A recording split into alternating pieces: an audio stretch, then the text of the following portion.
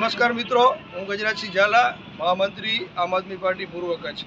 આજે આપણે આવ્યા છીએ અંજાર ડેપ્યુટી કલેક્ટરની સામે જે પાણીનો ટાંકો બન્યો છે જીયુડીસી દ્વારા। નલ સે જલ યોજનામાં 27 કરોડની આ યોજના છે। પ્રજાના ટેક્સના પૈસા કેવી રીતે આ લોકો બરબાદ કરે છે એનું મુખ્ય તમને ઉદાહરણ આપું છું। સુરત, વલસાડ જે રીતે પાણીનો ટાંકો ધરાશય થઈ ગયો, એવી જ રીતે અંજારમાં આવો જ કંઈક બનાવ બની શકે છે। આ ટાંકાની અંદર હજી જલ આવ્યું નથી, એના પહેલાં તો લીકેજ થઈ ગયું છે।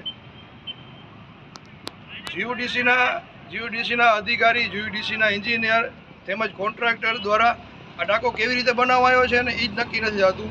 પાણી આવ્યા પહેલાં તો લીકેજ થઈ ગયું છે। હજી આ યોજના સંપૂર્ણપણે પૂર્ણ થઈ જશે પછી આ ટાંકાનું નગરપાલિકાને સુપ્રત કરવામાં આવશે। ત્યારે હું નગરપાલિકાના ચીફ ઓફિસર તેમજ પદાધિકારીઓને વિનંતી કરવા માગું છું કે આનું સુપ્રત કરે એના પહેલાં બધી પ્રકારના ટેસ્ટિંગ થઈ જવા જોઈએ। લીકેજ છે કે નહીં એનું સર્ટિફિકેટ લઈ, કમ્પ્લેટ બાંયધરી લઈ ત્યારબાદ જ નગરપાલિકાએ આનું હેન્ડઓવર લેવું જોઈએ। કારણ કે કાંઈ પણ બનાવ બની જશે તો ટાંકો પડી જશે અને કોઈ પણ જાનહાનિ થશે એની તમામ જવાબદારી નગરપાલિકાની રહેશે।